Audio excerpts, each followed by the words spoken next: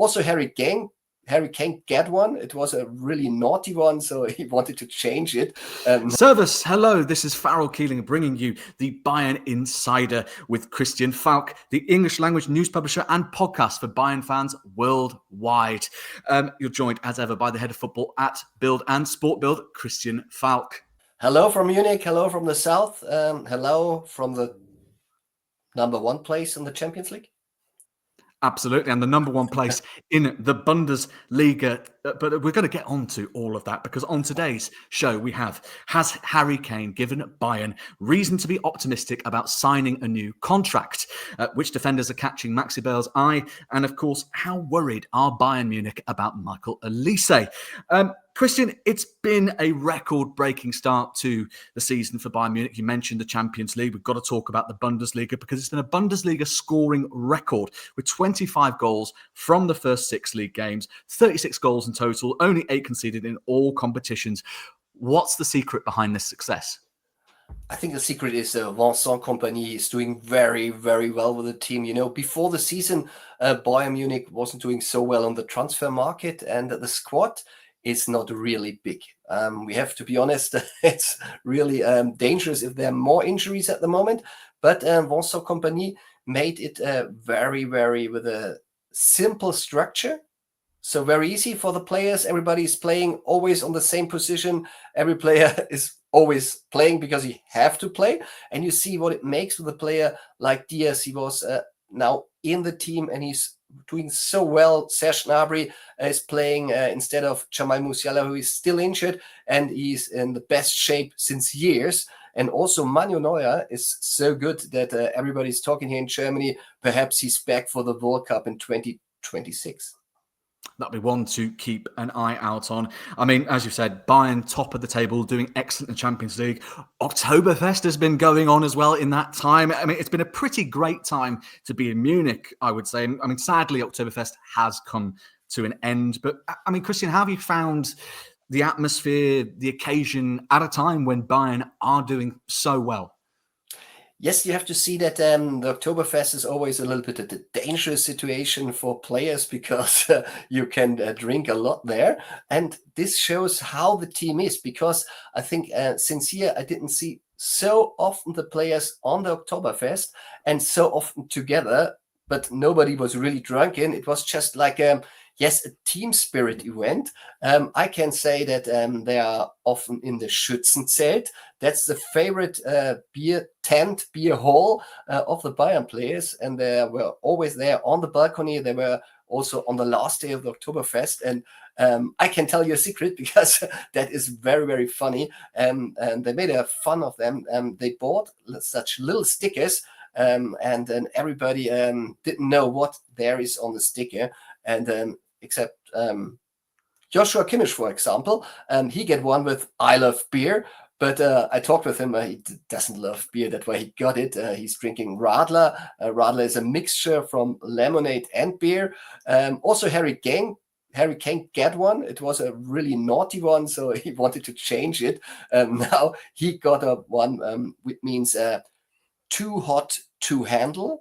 But, handle is also expression in Bavaria for the chicken they sell there. And it was written the Bavarian way. So very funny of the guys.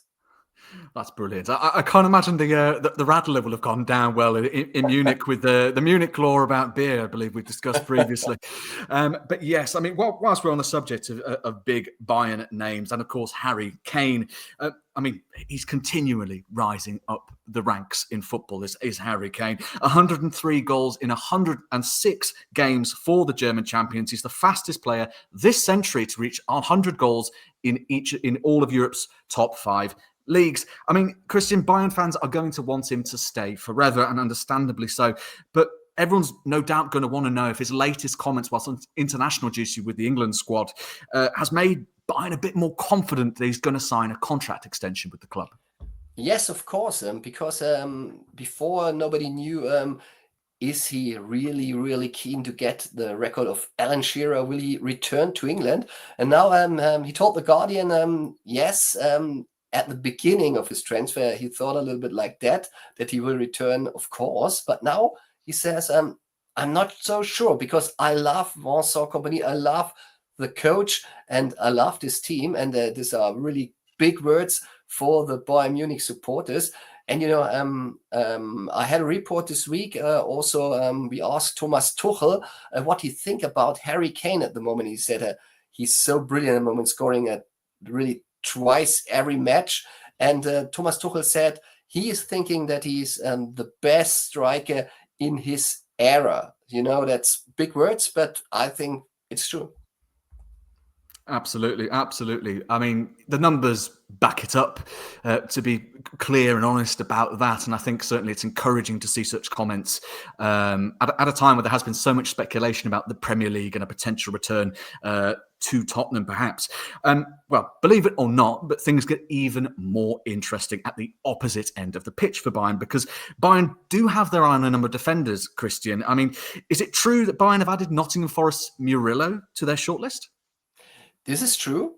Yes, Bayern is preparing a shortlist because they don't know what happened with the few defenders we were talking about tonight. Yes, Murillo is on this list. He was doing very, very well in the Premier League. He got a new contract in January because also Real Madrid had an eye on him. But he's a player Bayern can imagine to bring in the squad. Of course, his transfer fees is not so easy. Over 50 millions, we think that they have to pay. But he has not this high salary. So he would really fit in the Bayern Munich squad. But Bayern is not alone. I heard Chelsea is also interested. But he could be a good option for Bayern Munich.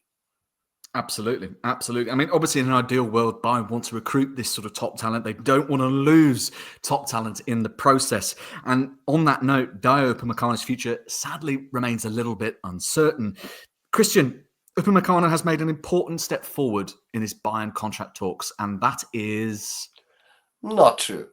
So we have to say these talks are now over 1 year, and Bayern Munich and Upamecano, yes, there is a kind of agreement about a base salary because he's a free agent in summer, but there is always a signing fee, and the signing fee is a big problem in these talks.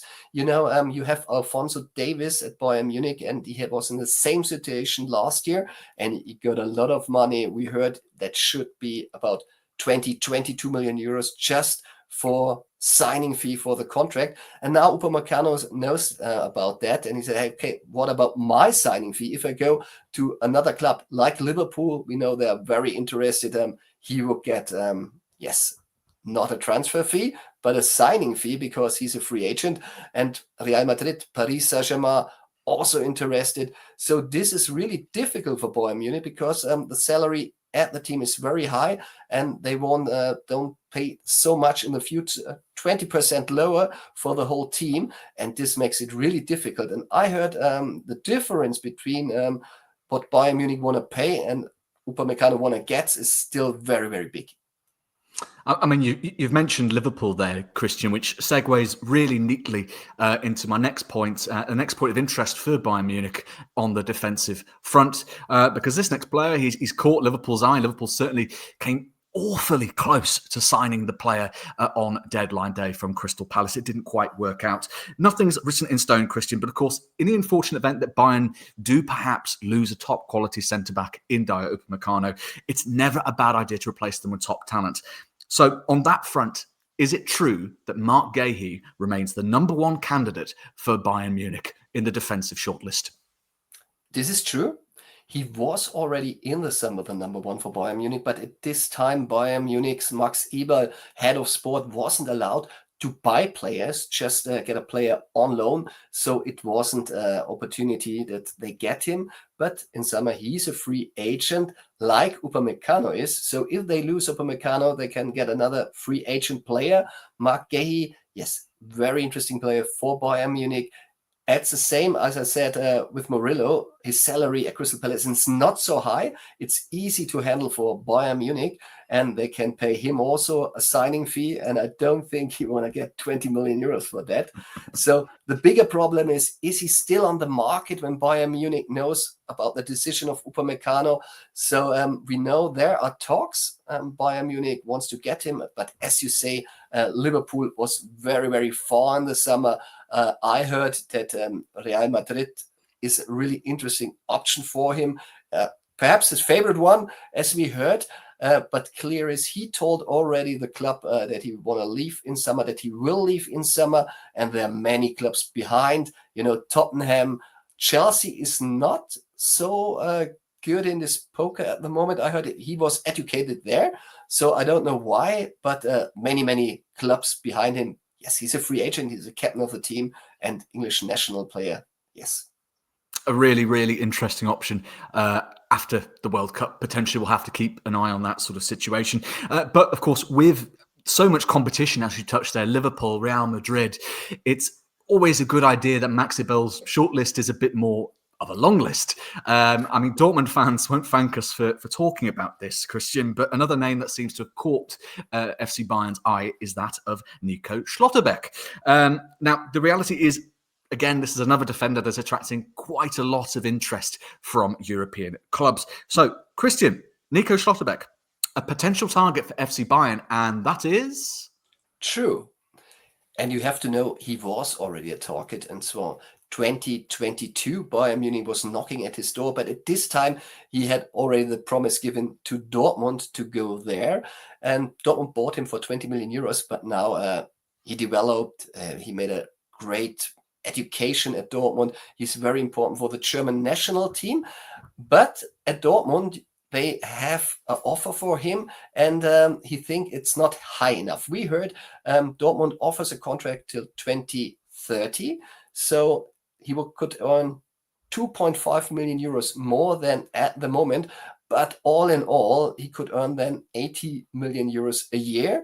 And Nico Schlotterbeck, his contract is till 2027, thinks he can earn more because he has in the squad a player, it's Niklas Süle, and this one was a free agent from Bayern Munich to Dortmund, and he's earning 40 million euros a year. So if you are in this position, he's one of the most important players in the team. You say, if a colleague of me in the defense is earning so much, I could ask for a little bit more. So he is looking about opportunities. Bayern Munich could be one if Upamecano won't work, if Gay is not on the market. And also he's hoping that Real Madrid is coming and give him an offer. Real Madrid is looking for free agent player this summer, but 1 year after, he's also one. Absolutely. I mean, we speak of incomings at Bayern. Obviously, we've talked about the fresh loan policy that's dictating the club's moves in the market. So on that basis, I think we can probably expect that a name, maybe two names, may be coming out of the door at the Allianz Arena, potentially in January or in the summer transfer window. So on that front, I mean, Rafa Guerreiro seems to be forever linked with the exit door at Bayern Munich. Is it true that Juventus's interest in the player is 100% concrete? This is true. Juventus Turin, as you said, asked already for Stanisic. He's a kind of player like Guerrero. He can play left wing and back wing in the defense. And they wanted to pay 50 million euros for this player. That would be amount of money. Normally Bayern have to say yes. And this didn't work. So they asked for Sacha Boyer, and Bayern Munich had to say no again. Even they want to sell him, but the squad of Bayern Munich is not big enough at the moment to give players away. And this is also a little bit the position at Guerrero, because Juve wants it already in winter. Normally, that would be no problem if Bayern have a successor, a substitute, but they have to find one. And then perhaps they would talk already in winter, but in summer at the moment, it seems that he will leave Bayern Munich. Then he's a free agent. Absolutely. Well, let's jump back to the top of the pitch because there's been a number of really interesting links and stories for Bayern's already pretty productive forward line. Said El Mala has been catching the eye following his return from a year out on loan in the German third division. He's now on 6 appearances into his breakthrough season with FC Cologne. Is it true, Christian, that he's now on the radar of Bayern Munich? This is true. And indeed, he's on the radar already since 2 years. They saw that there's a very, very big talent. And the last games he did for Cologne were brilliant. I talked to Joshua Kimmich at the national team. We had an interview there, and he said, yeah, when he saw him on the pitch, he was Googling, has he a German pass? Yes, he has. So you see the captain of our national team wants good player also for his other team. But as you see, if Kimmich is watching him, I think he's good enough also for Bayern Munich. But the big question in the club is at the moment, is it too early to bring him in? Serge Gnabry in the summer is also a free agent at the moment. Nobody knows. Will he get a new contract? His salary is very, very high. We heard 17 till 20 million euros a year. So Bayern Munich won't pay him that again. Perhaps he will say goodbye, as Leroy Sané did. I think it's a really similar situation. Leroy Sané could earn 8 to 10 million euros at Bayern Munich if he would have stayed and not go to Galatasaray, and was earning a little similar salary as Serge Gnabry before at Bayern Munich. So this could be difficult, and then Bayern Munich have to ask themselves, do they bring a young talent in, or do they need another top star like Luis Diaz? Absolutely. I think it's also perhaps maybe a little reassuring that this is a profile that Bayern Munich are looking for, because he's a prominently a left-sided winger. So perhaps Bayern fans can feel a little bit hopeful that the club isn't scouting a potential successor for Michael Olise. Because the Frenchman, of course, he's attracting, and I know we're sort of fed up of talking about this, all the links, but he is attracting serious Premier League interest, Christian, after a super start to the season. 11 goal contributions in 10 games for Bayern Munich this season. But Christian, Bayern aren't worried about Olise's future, despite links with Liverpool and Manchester City. This is not true. Michael Olise, nobody can believe at Bayern Munich that the summer before, Premier League clubs didn't make a move for him. It was just Newcastle that tried to get him. That was easier for Bayern Munich because they can show him, you can win the Champions League at Bayern Munich, come to our club. And now he has a contract which is long enough that they don't have to say they won't sell. But the bigger problem of Bayern Munich is they won't give him a new contract. And this is a little bit dangerous if Liverpool is there, if City is there. Everybody is interested in this top player. And Bayern Munich tries to let's sign him now, because now there's a chance to make his salary higher. He's about 14 million euros a year with ads on. So there is a little space to give him more. And Bayern Munich wants to sign him as soon as possible, this new contract. But in the summer or next summer, no problem, Bayern Munich won't sell him. But when there is the end of the contract in 2029, they have to see if they can keep him then, because these clubs will pay a high transfer fee for this kind of player. Absolutely. And I think, we've been given encouragement, obviously, that Harry Kane is going to potentially prolong his stay in Munich. But I think given the ongoing links between Kane and the Premier League, you can probably forgive Bayern for keeping an eye on what is out there on the market, just in case they are forced to do the unthinkable and find a replacement.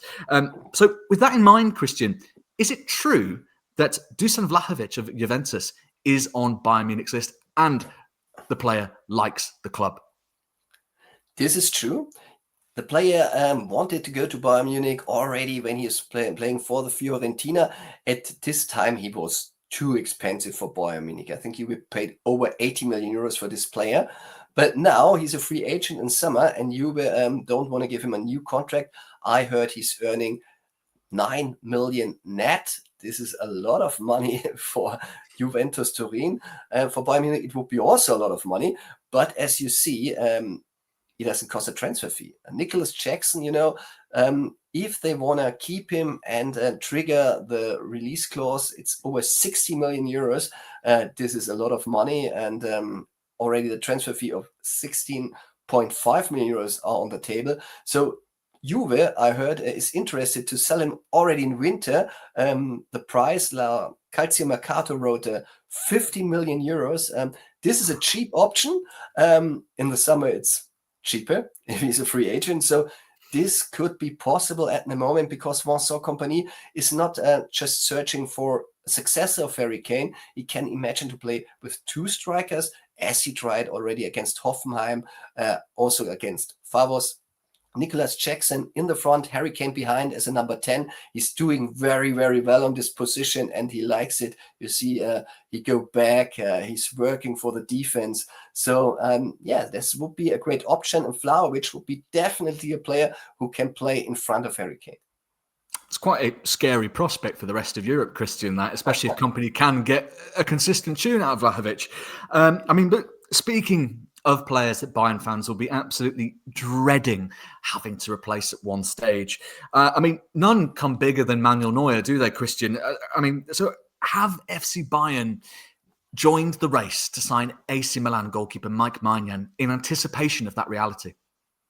This is not true. At the moment, I have to say, because nobody knows what Manuel Neuer decides. In the summer, there's a small opportunity that he says, hey, I'm so good at the moment, I won't stop my career. And he doesn't think of stopping his career at the moment. Perhaps he's playing the World Cup for Germany. So everything is open. And also, if he says, no, I quit, this was my last season, you have Jonas Urbik at the moment. He's injured. He want to go back on the pitch, but he's doing very well there.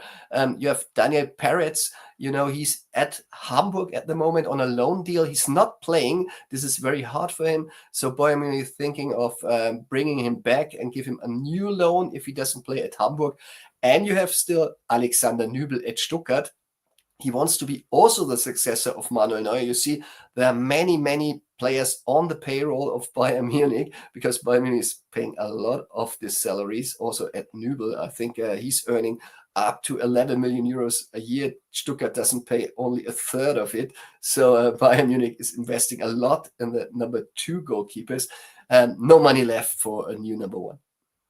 Okay, well, we'll have to see. We'll have to see. Plenty of contracts still to tie up. Plenty of transfer intrigue as ever on the Bayern Insider Podcast. That's as good a place to wrap it up as any. So if you're catching this on YouTube, as ever, be sure to drop us a like, a subscribe, and turn on that notification bell so you're always the first to know what's true or not true. This has been the Bayern Insider Podcast with the inimitable Christian Falk, and I've been your host, Farrell Keeling. Take care. And danke fürs Zuschauen.